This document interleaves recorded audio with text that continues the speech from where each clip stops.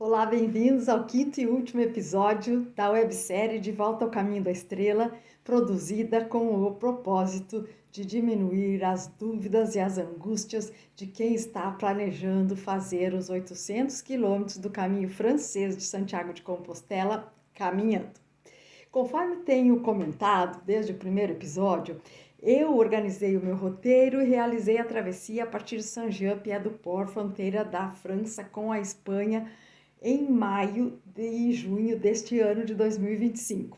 Nesse último passo a passo que venho compartilhando, vou esclarecer alguns pontos sobre o orçamento da viagem, o que vamos encontrar pelo caminho, também em termos de alimentação, considerando que estaremos em outro país com uma outra cultura e tudo isso a partir da minha experiência e dos meus hábitos alimentares. Como sempre friso, sou uma mulher de 62 anos que vivo num país tropical, onde tem sol na maior parte do ano, e foi nesse ambiente que eu treinei e que acompanho a minha saúde, o que faz com que tudo isso passe por alguns itens da minha alimentação. Mas eu não tenho restrições a nada. Não sou celíaca, também não sou vegetariana, não sou vegana, porém sei que nem tudo pode estar na minha dieta e no meu prato diariamente, sem que cause danos ao meu sono e à minha motivação e energia. Itens que não podem ser abalados durante um percurso como esse de 800 quilômetros a pé. Também comentei que quando vi que iria fazer o caminho sozinha, desisti dos hotéis e dos apartamentos e refiz as reservas em albergues privados e na maioria, mas também um aspecto que faz uma grande diferença, especialmente no orçamento. Albergues são mais baratos do que hotéis e apartamentos, mas viajar sozinha acaba saindo mais caro, porque a gente não divide nada, nem quarto, nem comida e nem o vinho.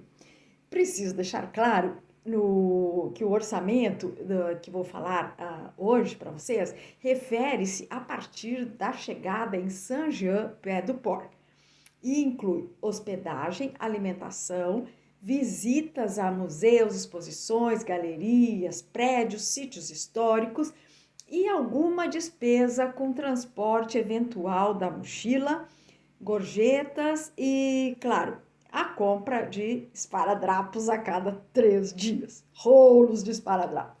A passagem aérea de Brasília para Madrid e de lá para Saint-Jean-Pied-de-Port não estão computadas, né, nesse orçamento, porque as pessoas saem de diferentes lugares do planeta, não é? Mas eu vou dar uma ideia do que eu gastei com esses itens agora. Em reais, os valores são aproximados, levando em consideração a moeda daquele dia da compra.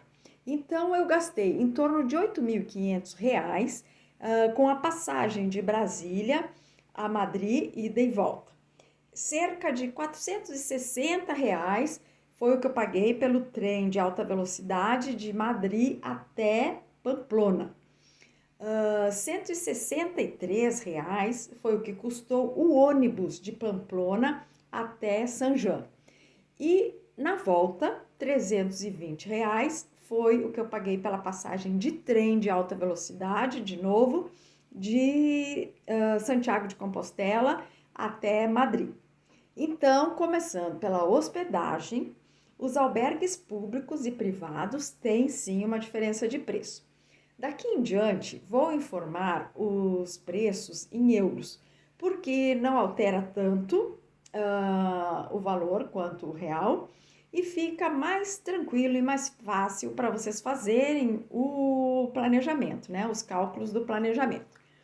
Enquanto em alguns albergues públicos o peregrino deixa uma contribuição voluntária, ou vai pagar em torno de 12 euros para um pernoite e não pode ficar mais do que isso nos albergues públicos, porque eles não recebem hóspedes com características de turismo, a média do preço da diária no albergue privado, onde você pode sim ficar mais de um dia, é entre 15 e 20 euros. Sendo que no público, como eu já falei, são 12 euros. Então a diferença é essa. Já nos hostels do caminho, o valor das diárias fica entre 18 euros e 45 euros, dependendo da cidade, do hostel, das condições. São quartos e com banheiro privativo. Normalmente, esses quartos têm 2 camas no quarto, né? E às vezes tem algumas comodidades de toalete, como shampoo, sabonete, nada muito mais do que isso. Mas café da manhã é muito raro que tenha. E quando tem, é cobrado em torno de 4 euros por pessoa. Como o peregrino sai muito cedo do albergue, entre 4 e 8 horas da manhã, para iniciar o caminho, em algumas localidades ainda está tudo fechado, principalmente nas cidades menores. Né? Então é preciso andar cerca de 3 a 6 quilômetros para encontrar um lugar aberto para tomar um café da manhã. E isto vai ser assim um restaurante no meio da estrada, ou uma lanchonete, uma padaria, uma cafeteria, em uma cidade ou num pueblo, né? Como eu preciso tomar um cafezinho preto de manhã cedo para me ligar, quando eu via que tinha uma máquina daquelas da Nescafé no albergue, normalmente tem na recepção. Então eu já ia providenciando deixar ali reservada uma moedinha de 1 euro para garantir o meu cafezinho antes de pegar a estrada. Para tomar um café direitinho, mais à frente, ou na cidade mesmo, porque às vezes já está aberto, se a cidade for maior, o peregrino vai gastar em uma parada mais ou menos de 7 euros a 10 euros. Aí o café já está mais completinho, né? Vai ter um suco, vai acompanhar o café ou com leite ou café preto, um croissant, ou um pão com tomate e azeite, que é uma delícia que eles comem, ou uma tortilha, ou uma fatia de bolo. Esse é o café mais típico do caminho francês. Se depois do café for parar de novo, por exemplo, eu tomava o café, andava 10 quilômetros e parava para descansar, porque essa era a minha média. Aí tu vai fazer um lanche, comer alguma coisa, vai gastar de novo entre 7 e 10 euros. O que eu fazia para a fome não me pegar de surpresa no meio do caminho e a mochila não pesar mais do que devia, era ao chegar na localidade em que eu ia dormir, já procurava ali um mercadinho, algum lugar que vendesse fruta e comprava lá ou 2 maçãs ou 2 peras, que não pesavam muito e enganavam a fome no meio do caminho, acompanhadas de uma bolachinha ou uma barrinha de cereal, algo assim que sempre tinha na minha mochila, e gastava nisso entre 3 a 5 euros. Sobre a água, como a minha garrafa, que tinha já me acompanhado no Jalapão, no Caminho Português, nos Lençóis Maranhenses, no Caminho da Cora Coralina, em tantas outras pernadas, resolveu se acabar ali mesmo no primeiro dia em São Jean Pied du Port. Bom, eu fiquei com pena. Mas aí começou o meu exercício de desapego. Não podia carregar nada mais do que o necessário na mochila e tive que descartar a minha parceira de outros longos desafios. Então, dali para frente, eu falei, não vou comprar outra garrafa. Eu vou usar a garrafa PET mesmo, de 300 ml. E aí, quando eu via uma garrafa que tinha um design mais bonitinho, porque elas são diferentes das nossas aqui, e não pesam, né? Porque hoje a garrafa PET é quase um saco de supermercado, tão levinha que é. Eu comprava aquela água engarrafada na garrafinha bonitinha e ia enchendo nas dezenas de fontes de água jorrando que tem pelo caminho, água potável, né? Então, adotei essa prática e deu super certinho. Essas garrafas de água PET 300 ml, dependendo do lugar e da marca da água, vai custar entre 1 e 3 euros, tá? E não pesa, né? À tarde, quando eu chegava nessa localidade que eu ia pernoitar, tomava banho e saía. Isso já era lá pelas 16 ou 17h30, quando os estabelecimentos e restaurantes começavam a abrir. Não podemos esquecer que estamos na Espanha, onde a siesta é sagrada. Em alguns lugares, a hora que a gente chega, vai estar tudo fechado. Mas tudo é tudo, não tem nem ninguém na rua. E aí você sai louca de fome às 5 horas, quando começa a abrir, 5h30, aí não vai almoçar, né? Por isso que é bom fazer um lanche pelo caminho. Mas já vai fazer uma refeição mais consistente, um pouquinho mais tarde, se aguentar a fome, porque senão depois a gente vai dormir e tem que acordar no outro dia. Não dá para fazer 2 refeições. O que eu fiz foi que acabei fazendo somente uma refeição mais consistente por dia, o que custava entre 13 e 18 euros. Digo consistente porque onde havia o menu peregrino, eu optava por essa solução que é belíssima, que atende um peregrino faminto e atende um peregrino do meu tamanho, de 1,57 m com 47 quilos, e atende até um viking, né? Então, vejam só, o menu peregrino é composto de uma entrada, normalmente é um caldinho, ou uma tortilha, ou uma salada, ou um macarrão só com molhinho. Aí na sequência vem o prato principal, que então vai ter uma carne de gado, ou de frango, ou de porco, e um carboidrato e uma verdura cozida. Normalmente o carboidrato é frito, a carne é frita. E ainda acompanha uma taça de vinho, que às vezes é um Rioja, ou um vinho da região, né? Mas dificilmente vai ser ruim. Para finalizar, tem uma sobremesa. Então, e olha, uma taça de vinho é mais do que suficiente para encerrar o dia no caminho de Santiago, sabendo que você só precisa e tem que relaxar para cansar tudo de novo no outro dia. Para mim, os dias que eram assim foram perfeitos. Quando não tinha o menu peregrino, eu acabava fazendo a refeição do dia mais ou menos com os mesmos itens, só que eu ia montando de acordo com o cardápio do restaurante. Mas não era esse combo, né? Então saía um pouquinho mais caro, entre 18 e 20 euros. Também era mais ou menos este o valor dos jantares peregrinos que acontecem nos hostels e nos restaurantes e albergues, né? Às vezes até saía um pouco menos do que isso. Quanto às atrações culturais, quando precisa pagar ingresso, como as visitas nas catedrais góticas, nos palácios, nos museus, custam entre 4 euros e 10 euros, às vezes um pouquinho menos.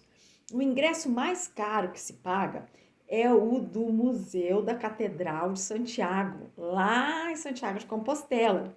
Esse ingresso vai custar 20 euros. Mas como não são todas as localidades que têm essas atrações culturais pagas, essa despesa não é diária. Então, o que se gasta num dia não vai gastar no outro. Então, você vai fazendo lá, equilibrando o orçamento. É interessante pesquisar antes também essa questão das visitas a museus e galerias, porque em alguns lugares há um dia da semana em que os museus não cobram nada e outros que cobram meia entrada para quem tem mais de 65 anos de idade, porque na Europa idoso é 65 anos. Para lavar e secar roupa nos albergues, em alguns hostels que tem máquinas também, paga-se 3 euros para lavar, mais 3 euros para secar. Mas também não é uma despesa que vai se ter todos os dias. E lá pelas tantas, você pode conhecer alguém que tem alguma afinidade e para não colocar só a sua roupa, que é uma merrequinha ali, gastar uma máquina inteira de lavar e de secar, junta com outra pessoa e divide o custo, né? Se a ideia for enviar a mochila pelos serviços de transporte de bagagem do caminho, ou você contrata o PAC Peregrino pelo serviço de correios da Espanha, pelo percurso que desejar, ou acessa os serviços privados que apanham as mochilas nos hostels e albergues até as 8 horas da manhã e deixam lá no próximo destino que você colocou num envelope onde tem tudo lugar e bota o dinheiro dentro também. E quando você chega já está lá tudo direitinho, sem erro. Esta comodidade vai te custar 6 euros por percurso. Isso lá no início, onde não tem muita concorrência. Quando for chegando mais perto de Santiago, que a concorrência aumenta, o preço de carregar a mochila por percurso baixa para 4 euros. Então, talvez uma ou outra pessoa também queira pegar um táxi, por alguma razão, de saúde, de preguiça, de não pegar chuva, sei lá, qualquer que seja o motivo. De alguma etapa para outra, os serviços de táxi, que não são muitos, vão cobrar entre 30 euros e 40 euros. Também é um serviço que, se você achar com quem dividir, ok. E também não acontece como aqui, um Uber, um táxi que você chama e já está lá. São pouquíssimos. Às vezes eles estão levando o peregrino e tem que esperar eles voltarem para te levar. Em média, esta dinâmica que eu relatei, de tomar o café, lanchar uma vez no meio do trajeto, fazer uma refeição reforçada ou uma leve e uma mais consistente por dia, pagar transporte de mochila eventualmente, pagar uma ou outra hospedagem na chegada e comprar o que for preciso para consumo no trajeto, sem contar lembrancinhas, porque ninguém vai estar comprando nada enquanto caminha carregando a mochila, porque é mais peso dentro da mochila. Você vai gastar entre 50 euros por dia, contando que não vai ter todos os dias que lavar a roupa, nem museu, nem mochila para mandar, e que as diárias serão em torno de 15 euros nos albergues. Como eu fiz as reservas pelo Booking.com, minha média foi exatamente 50 euros por dia. E eu não desembolsei esse valor diariamente, porque as cobranças vieram no cartão, as do Booking.com, quase um mês depois da minha viagem. Eu já estava em casa. O meu caminho, contando essas despesas descritas acima, e considerando que eu fiquei 39 dias no caminho, o que significa 38 diárias e 39 dias de alimentação, mais a passagem aérea a partir de Brasília, ida e volta, em junho de 2025, eu gastei em torno de 30 mil reais, arredondando, né? Cerca de 4.300 euros, somando tudo. Agora vamos falar de comida. Quando me dei conta, na primeira semana do caminho, de que eu estava comendo batata demais, fritura demais, carne demais, e que estava isso tudo fora do meu normal. Estava começando a atrapalhar meu sono e a minha disposição no outro dia. Aí eu tomei uma decisão. Nas cidades menores, eu me alimentaria com o menu peregrino, porque não tem muita opção. Se houvesse menu peregrino. Ou com o prato do dia nos restaurantes, nos albergues e nos hostels.